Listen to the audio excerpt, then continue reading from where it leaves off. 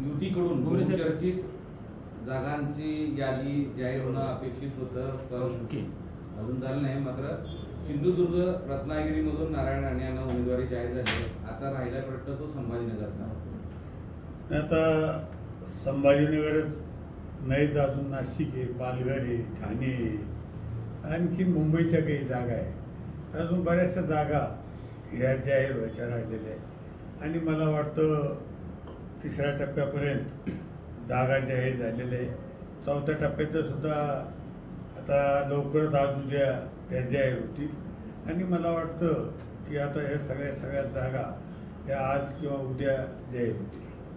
अशी एक आम्हाला माहिती मिळते आहे की उमेदवारी तुमच्या गळ्यात पडणार आहे, जवळपास निश्चित झालेला आहे.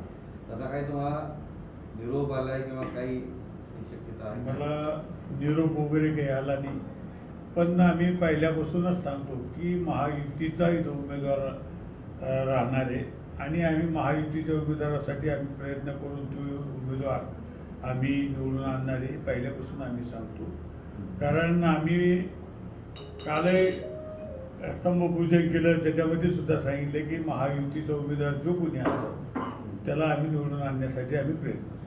आघाडीचे उमेदवार आणि त्यांचे सोबतचे नेते असं म्हणतायत की त्याचं उद्घाटन केलं ऑफिसचं, पण